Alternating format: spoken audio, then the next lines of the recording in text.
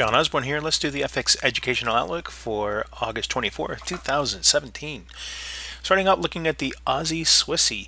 We've been watching this pennant pattern here on the daily and also on the 240, and we can see we did break down through that pennant pattern here and got some long wicks coming out underneath the broken line, and then a move back up into the pennant and pretty much closing within the pennant still. So one of the things we're watching here is a little bit of bearishness showing up on our MACD. If we make that a little bigger, we probably can see a little bit more, but really it's not anywhere near of a significant movement. It's more neutral, and we're really relying on the bearishness that we're seeing on the daily that's going to pull us through. So we're still kind of waiting to see what's going to happen here, even though we did break through the bottom of the line.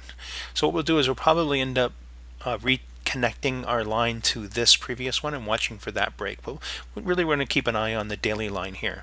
Moving over to the bearish portfolio, we've got the pound loonie that's moving nicely lower, so that one's working out well. The pound yen, that one broke lower, but it's bounced back a little bit. It ended up with a pretty strong up day, and look where it bounced up to is this previous trend line that we had here. So this gives us another opportunity for potentially entering short, and we do have some pretty decent bearishness, but it's starting to get a little more neutral. And we're counting on the bearishness that we're seeing here on the weekly. We are getting down towards that 138.658 support, so let's be a little careful here. We got down as low as 139.267, so much for some more confirmation of breaking through that 138.658 for a safer entry. Okay, for the Aussie US dollar, you can see we're just hanging right underneath this support resistance trend line that we have here. We did get at least one long 4-hour wick, and that really showed a lot of effort to push back up again, so not a lot of momentum to make us move lower here just yet. For the Kiwi yen, that also broke down through the previous support, and then it's been consolidating since, so we're doing a little pause there after that move.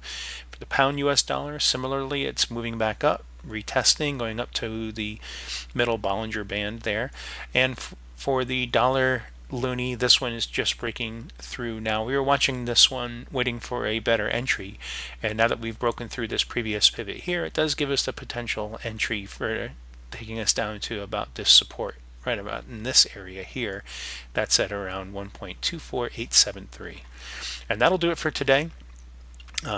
Remember, you can subscribe by clicking on my image in the upper right, or watch previous videos by clicking on the image in the upper left. And until next time, have a great rest of your day.